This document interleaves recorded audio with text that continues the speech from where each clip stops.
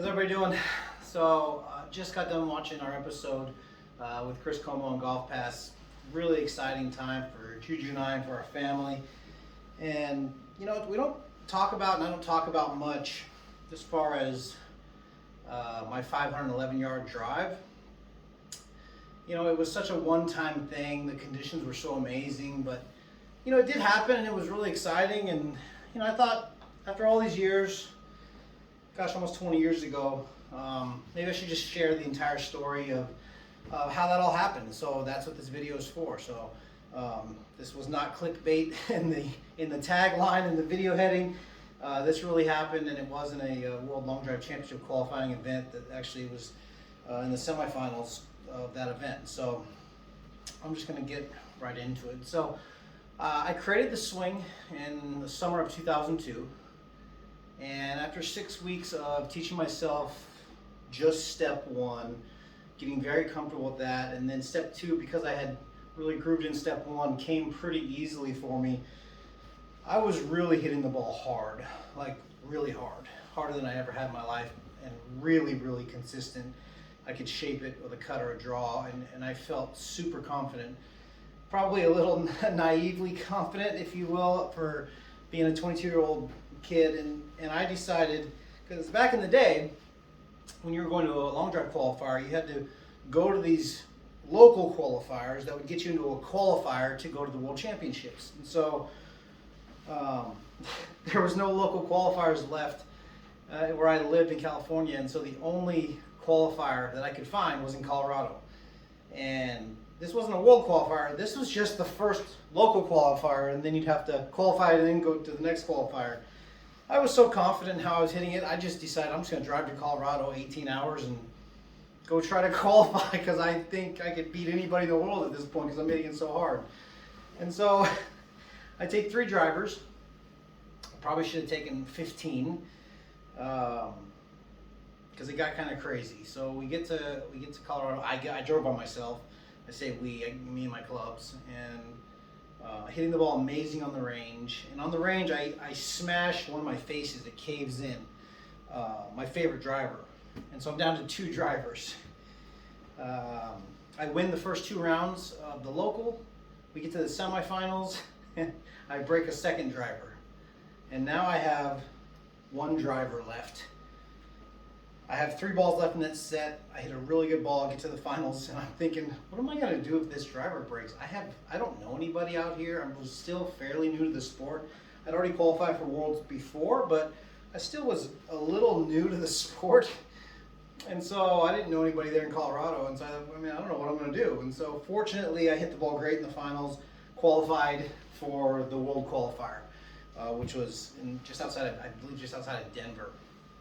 And so I'm feeling great, except I have 1 driver, of course. And, you know, I was really amped up all the time. I had a lot of energy. I was the same way in basketball. I was the same way in every sport that I played. And so a lot of these guys would practice for an hour or 2 hours. I would practice for 6 hours. And it's probably why I broke more faces than I should have. But I couldn't help myself. I was just so excited to be there and be a part of it. And it was such a rush of energy, swinging that hard and competing against guys that, you know, weighed 80, 100 pounds more than me. I was only 148, 149 pounds for most of my career. When I was competing, I wasn't always this fat. Thank you for asking. And so I break the 3rd head on the driving range before the event starts. And so now I'm like, I guess I have to withdraw. I don't know what I'm even going to do. I'm on the phone with my dad. I'm pretty upset about it. They didn't have cell phone service, so I call him from the bar area.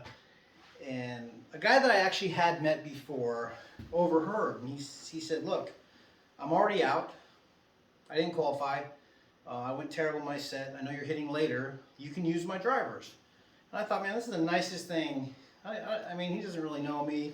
These drivers are expensive. It wasn't like back then everybody's giving you free heads. I mean, it was an expensive sport just to try and qualify for Worlds. It was a very expensive, almost like a hobby, because there wasn't a ton of money and they only paid first place back in the day, and you know, really any money. And so it was more like a fun hobby than anything, unless you were going to win the whole thing, you know. And that took a perfect week. You know, you had to beat Zuback and all the big boys. And so I'm so thankful. I actually really like the look of this club, and I'm hitting it really, really well. And it was a very similar shaft to mine, same shaft company that I used, and so I felt really comfortable with it.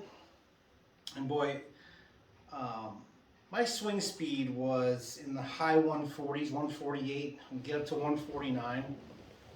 And my career high ball speed ever was 221. And I kind of cruised, when I say cruise, I mean hitting it hard in the mid 215s, 216 range.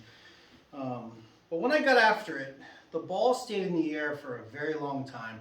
And downwind, I was a very tough competitor. I won a lot of long drive events playing downwind, or down and helping to the right and the side, because I played a big draw and I hit it very high. I mean, I was playing a 2.1 degree ping when I qualified for the World Championship the first time. I mean, essentially flat, because I hit the ball so high. And we're in Colorado, super thin air. It's really windy, and it's down and helping. The conditions are made for me, literally. And so the first round, I think I went 460 something, and I cruised through the first round. Second round, I went even further. Third round, I went even further. And I was really, really hitting it well. There's a lot of people there. There's a lot of crowd there, which is, it was kind of rare for a qualifier. There's a lot of people kind of standing like, almost like you're at a golf tournament. It was pretty cool. And in the semifinals, to qualify for the final round that day, to get to, which would give you a chance to get to Worlds, my bracket, because it's broken up by brackets, I had to hit it 411 or more. And I don't want this to sound crazy, but I was hitting it so well that day, and the conditions were so great, I really debated hitting 3-wood, because I just wanted to make sure I hit the grid. I decided to hit driver because I had hit it so well, and I was hitting it right on my line on the right corner. I mean, you could take it at this right corner, you can just see everything just helping you over this mountain. After about 430 yards, it was like over a ridge on a par 5, and then it ran a little downhill. And so if you can get over that ridge, you could have a huge number. And the first ball, made a really poor swing. And everyone laughs at me, or they used to, because I want to be tension free, right? So I'm doing this, little kids laughing at me, and I'm like, it's okay. And the second ball, I probably made the best swing of my entire life. And as soon as I hit it, I wasn't trying to be like arrogant about it. I just knew it was enough to cover the 411. I picked up the balls, and I actually just started throwing for the kids. And I'm waiting for the number, and I'm really waiting. The guy's running, and I thought, oh my gosh, I hope it didn't get some crazy bouncing, like go out of bounds or something, because it was dead down the right center of the fairway. And the guy in the walkie-talkie says, what? He says, what? And then he goes, 511, and I almost passed out. I start sprinting down the cart path all the way to the clubhouse to call my dad. Dad, 511. One of the coolest moments of my entire life. He's freaking out for me. And so I have about a 30-minute wait, and I'm super hyper as a person anyways, especially when I was younger, when it comes to sports. So I was just like floating, bouncing around, and telling everybody, can you believe it? Like just excitement, just of a 22-year-old kid, you know. And looking back, it's like, man, I wish I could have handled that. Like, no big deal. But it was cool because at the time, no one had ever had a ball that was hit in a long drive event over 500 yards. It's been done several times since. As a matter of fact, I was helping with the Butch Harmon tour. It's a mini tour. It was in Las Vegas, and one of my good buddies in the sport, Mike Dobbin. Shout out, Mike. How you doing, buddy? I miss you. Hope we can see you soon. Mike is known for being so big, 6'9", just a massive human. His heart's even bigger, and that's why I always root for Mike. And he's a multiple-time world champion, but not everyone knows that he also has the world record for the longest drive ever. And so there's a par 5 on this golf course in Las Vegas that I was covering and helping that day, and that they were playing. He was playing in the tour. And a ball comes kind of squirting weird down the right side, just right of the green. And I told the guys I was working with, I said, somebody shanked their second shot, or Mike Dobbin just drove the green. I think it was, I don't know, Mike had to tell me 567, maybe something like that. I'm not 100% sure the exact number. And sure enough, here comes Big Mike strolling down looking for his drive. And I'm like, it's over So that was super cool, you know, kind of like first ever, and then we, you know, take a picture with them. I'm like, yeah, two guys are over 500. It kind of looks like a joke because I was so small, and so that was really, really neat. And there's been several guys that have hit it much further in long drive events since. My good buddy Lance Reeder, owner of Crank Golf, I think he went 535 or 540 in an event. So really some just massive numbers, which is just super cool. But I was super excited, and a guy comes up to me, and he says he's the Titleist rep.